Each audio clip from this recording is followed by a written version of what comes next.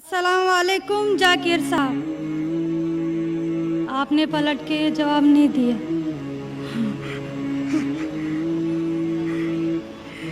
जी, मेरा नाम रेणुका है। वालेकुम अस्सलाम वरहमतुल्लाहि वबरकातुहू। जी सर, मेरा नाम रेणुका है और मैं एक महाराष्ट्रियन परिवार से हूँ। सर, मेरा सवाल ये है, मैंने सबके सामने इस्लाम कबूल नहीं किया है और मैंने पिछले 2 साल पहले से ही नमाज़ पढ़ना और रोज़े रखना चालू किया, खुद ही अपने मन से ही। तो मैं ये चाहती हूँ कि आप सबके सामने मुझे इस्लाम कबूल करवाएं, ये मेरी आपसे गुजारिश है। और मेरा ये सवाल है कि मैं एक महाराष्ट्रियन परिवार से होने की वजह से जो सभी नॉन मुस्लिम के दिल में होगा जिन्होंने इस्लाम कबूल किया, वो ये है कि मेरे घर पे जो बुत परस्ती हो रही है उसे कैसे रोकूं और उससे कैसे बचूं, और मेरे साथ मेरे माँ बाप को कैसे समझाऊं कि खुदा एक है। बहन माशाल्लाह 2 साल से इस्लाम का मुताला कर रही है जी, और उसे यकीन हो चुका है कि इस्लाम सही मज़हब है और वो इस्लाम कबूल करना चाहती है। बहन, मैं आपसे पूछना चाहता हूँ कि कोई शख्स आप पर ज़बरदस्ती कर रहा है इस्लाम कबूल करने के लिए? नहीं। कोई आप पे दबाव है? नहीं। माली दबाव या प्रेशर? नहीं। आप अपने मन से कबूल करना चाहते हैं? जी। आप मानते हैं कि खुदा एक है? जी। आप मानते हैं कि खुदा के अलावा किसी और की इबादत नहीं करना चाहिए? जी। आप मानते हैं कि मोहम्मद सल्लल्लाहु अलैहि वसल्लम इस खुदा के आखिरी पैगंबर है? जी। बेशक। और आप चाहते हैं कि सारे लोग के सामने आप कबूल करें? इंशाअल्लाह मैं अरबी में कहूँगा और आप उसको दोहराइए। जी। अशहदु अशहदु अल्लाह अल्लाह इलाहा इलाहा इल्लल्लाह इल्लल्लाह व अशहदु व अशहदु अन्ना अन्ना मुहम्मदन मुहम्मदन अब्दुहु अब्दुहु व रसूलुहु। व रसूलुहु।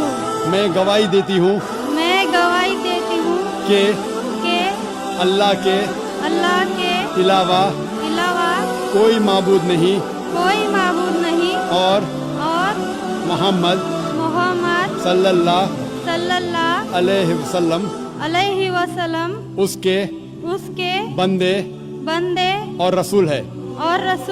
माशाअल्लाह, आप मुस्लिम हो चुके हैं। जी, शुक्रिया। अल्लाह आपको जज़ाए खैर दे। और मैं कहूँगा कि मजमा कितने लोग हैं पता नहीं, 1 लाख से ज़्यादा लगते हैं। मैं कहूँगा कि सारे सामाइन से कि आपके लिए दुआ करें और अल्लाह आपके जद्दोजहद को कबूल फरमाए।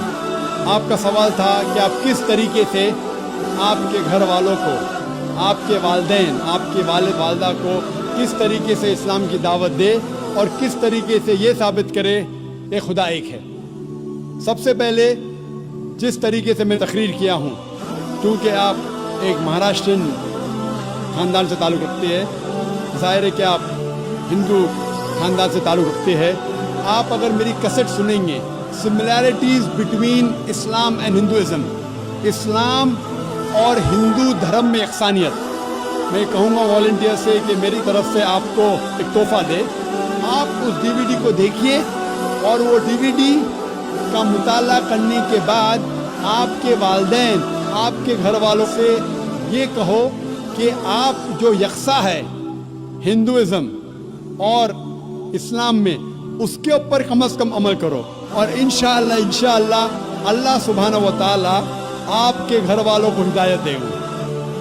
मेरी ये आपसे इल्तिजा है कि आप जब इस्लाम कबूल करती हैं, उसके बाद आपके घर वालों को एहसास दिलाओ कि आप और बेहतर इंसान बन चुकी है।